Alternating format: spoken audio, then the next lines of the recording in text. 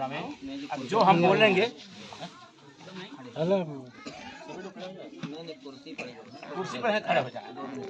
सही जो हम वंदना हमारे देवता आराध्य तो जो हम बोलेंगे आप लोग दोहराते रहिए। हाँ, वंदना पूजा करना चाह आप इधर आ जाओ, टोपी उतार लें। इधर आइए, हम तो निकल इधर आ जाओ।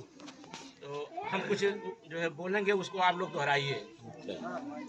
बोलिए नमो नमो तस्य तस्य भगवतो भगवतो अरहतो अरहतो सम्मा सम्मा सम बुद्धस्य बुद्धस्य नमो नमो तस्य तस्य भगवतो भगवतो अरहतो अरहतो सम्मा सम्मा सम बुद्धस्य बुद्धस्य नमो नमो तस्य तस्य भगवतो भगवतो अरहतो अरहतो सम्मा सम्मा सम बुद्धस्य। बुद्धस्य। इसका मतलब ये होता है नमो मतलब नमस्कार, तस् माने उनको। ये पाली भाषा है, संस्कृत नहीं, तस् से न कहिएगा, तस् है आधा सा पूरा सा। तस् माने उनको, किसको? भगवतो माने भगवान, अरहतो जो अरहत हो चुके हैं, राग द्वेष लोभ मोह सब छोड़ चुके हैं, ऐसे भगवान को मैं नमस्कार करता हूँ। सम्मा मतलब चिराग है ना, चिराग जल रहा है ना, तो जलकर अपने खत्म हो जाएगा, लेकिन अपना प्रकाश चारों तरफ फैला देगा है ना, अंधेरे में चारों तरफ दिखाई पड़ेगा, लेकिन अपने खुद जल के खत्म हो जाएगा। इसी तरीके से तथागत भगवान बुद्ध जो है अपने शरीर को जला डाले। अब 6 वर्ष तक कठोर तपस्या की, उनके शरीर में केवल हड्डी बची थी, उनके पास जो है केवल जीने की है केवल रहा था, मतलब जी सकते हैं। तब इसको उनको ज्ञान की प्राप्ति हुई और उनके प्रकाश प्राप्त हुई, तो वह प्रकाश पूरे संसार में उन्होंने फैला दिया। तो ऐसे भगवान अरहत को मैं नमस्कार करता हूँ। इसका मतलब ये हुआ।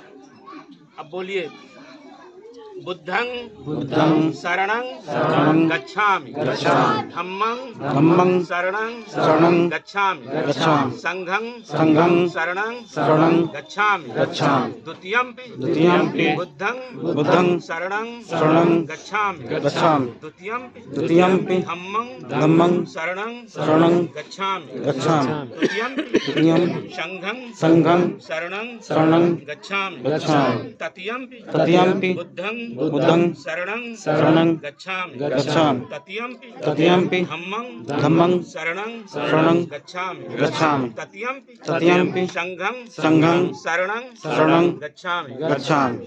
इसका मतलब ये होता है, जैसे आप लोग बच्चों को भेजते हैं स्कूल में, क्या लिए? बुद्धि प्राप्त करने के लिए, है ना? गोबर मिट्टी ये सब चीजें नहीं प्राप्त करेंगे, बुद्धि प्राप्त करने के लिए। तो पहली प्रतिज्ञा आपने किया है कि बुद्धं शरणं गच्छामि, कि मैं बुद्धि के शरण में जा रहा हूँ, ज्ञान के शरण में जा रहा हूँ, अकिल के शरण में जा रहा हूँ, यह प्रतिज्ञा करते हैं, बुद्धं शरणं गच्छामि। और दूसरी प्रतिज्ञा आपने किया है धम्मं शरणं गच्छामि, मैं धर्म के शरण में जा रहा हूँ। तो धर्म और धम्म में थोड़ा अंतर होता है।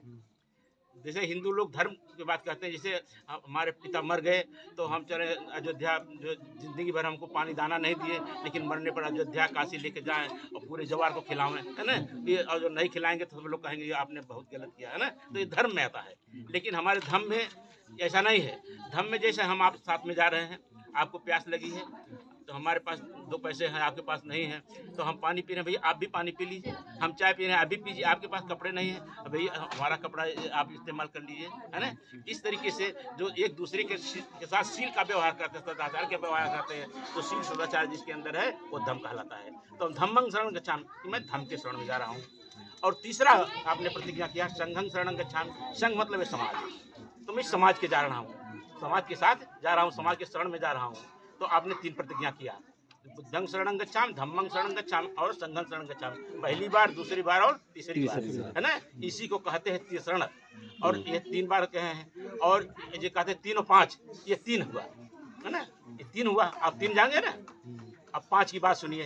अब बोलिए पाणातिपाता वेरमणि शिक्षापदं समाधियां आदिन्नादाना वेरमणि शिक्षापदं समाधियां कामेषु मिच्छाचारा वेरमणि शिक्षापदं समाधियां मूषावादा वेरमणि शिक्षापदं समाधियां सुरा मेरय मज्ज पमादट्ठाना वेरमणि शिक्षापदं समाधियां।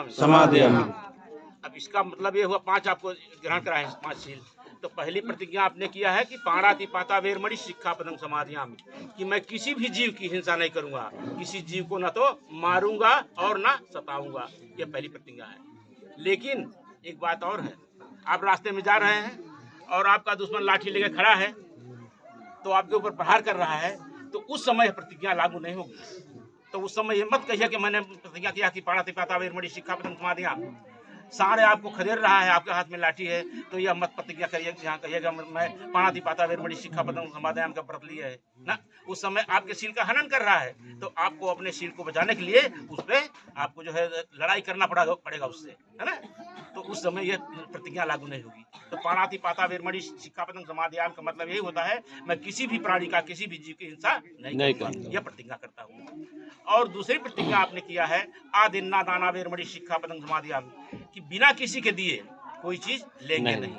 कहने का मतलब मैं चोरी नहीं करूंगा, दूसरी प्रतिज्ञा हुई। और तीसरी प्रतिज्ञा ये हुई कामेषु मिथ्याचारा वेरमणि शिक्षापदं समाधियामि, काम भावना में आसक्त होकर पराई औरत के साथ व्यभिचार नहीं करूंगा, पराई औरत को माँ बहन बेटी के समान समझूंगा।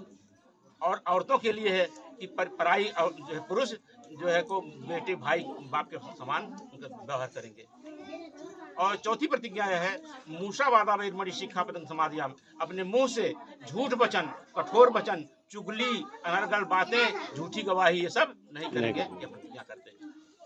और पांचवी प्रतिज्ञा जो है ये हम आपके लिए बहुत ही महत्वपूर्ण है। इस पांचवी प्रतिज्ञा से जो लोग मुकरते हैं, लेकिन इस पांचवी प्रतिज्ञा के जरूर आप लोग जो है ग्रहण कीजिए और इसको निभाइए, क्योंकि इसी पांचवी प्रतिज्ञा से लोग जो है रसातल को चले जाते हैं। हमारा समाज बहुत नीचे चला जाता है।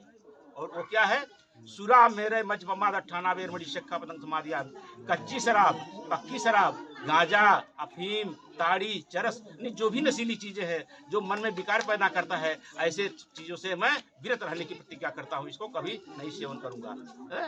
ये 5 प्रतिज्ञा आपने किया है। अब जो है इस ये 3 और 5 का मतलब यही होता है। तो आप लोग 3 और 5 ग्रहण कीजिए और 3 और 5 को अपने जीवन में लाइए और वो 3-5 के उसके चक्कर में न पड़िएगा। तो अब जो है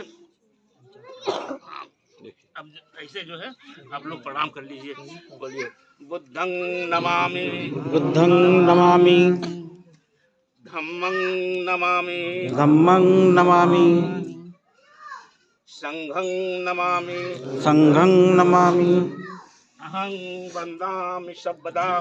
अहं वन्दामि सर्वदा। अब जो है बैठ जाइए आप लोग। और ये जो है फूल उसमें रखा है, फूल उसी में